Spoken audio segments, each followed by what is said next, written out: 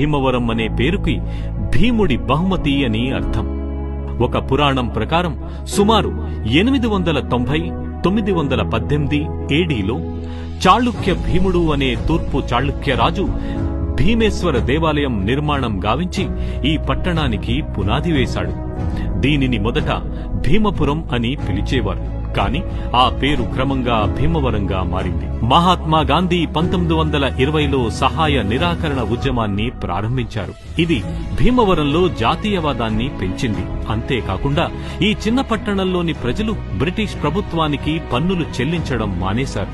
ఈ శక్తివంతమైన తిరుగుబాటు ఉద్యమం గురించి తెలుసుకున్న గాంధీజీ తన హరిజన్ పత్రికలో భీమవరాన్ని రెండవ బార్డోలీ అని ప్రశంసించారు.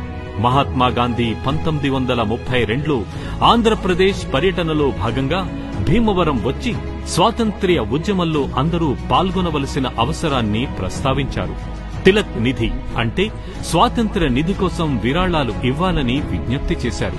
ఆయన అభ్యర్థన మేరకు ఈ ప్రాంతంలోని మహిళలు తమ బంగారు ఆభరణాలను కూడా గాంధీజీకి విరాళంగా ఇచ్చారు.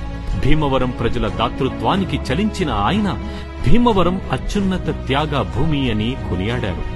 1948లో మున్సిపాలిటీగా స్థాపించబడి 1963లో ద్వితీయ గ్రేడ్గా, 1967లో మొదటి గ్రేడ్గా, 1980లో స్పెషల్ గ్రేడ్గా, 2011లో సెలక్షన్ గ్రేడ్గాను అభివృద్ధి చెంది ప్రస్తుతం 39 వార్డులు గల పురపాలక సంఘంగాను మరియు భీమవరం మండలానికి పరిపాలనా కేంద్రంగాను విరాజిల్లుతోంది. గోదావరి డెల్టా ప్రాంతం యొక్క కేంద్రంగా ఉన్న భీమవరం ప్రధాన వాణిజ్య కేంద్రాలలో ఒకటి.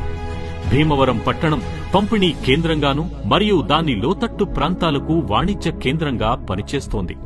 ఫుడ్ ప్రాసెసింగ్, రైస్ మిల్లులు వంటి వ్యవసాయ ఆధారిత వ్యాపారాలే కాకుండా మన దేశంలో గొప్ప ఆక్వా సంపదను ఉత్పత్తి చేస్తూ ప్రధాన ఎగుమతి కేంద్రాలలో ఒకటిగా మారింది.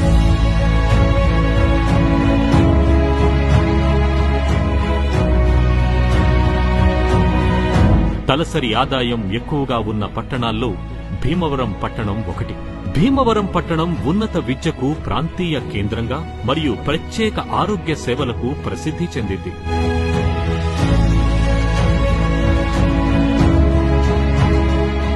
ఈ పట్టణం దేశంలోని వివిధ ప్రాంతాలతో రోడ్డు మరియు రైలు మార్గాల ద్వారా బాగా అనుసంధానించబడి ఉంది.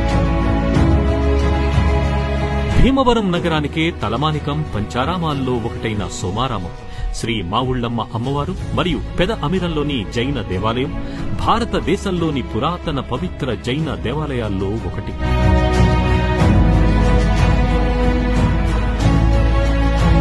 తెలుగువారికి అన్ని పండుగల కంటే సంక్రాంతి చాలా పెద్ద పండుగ.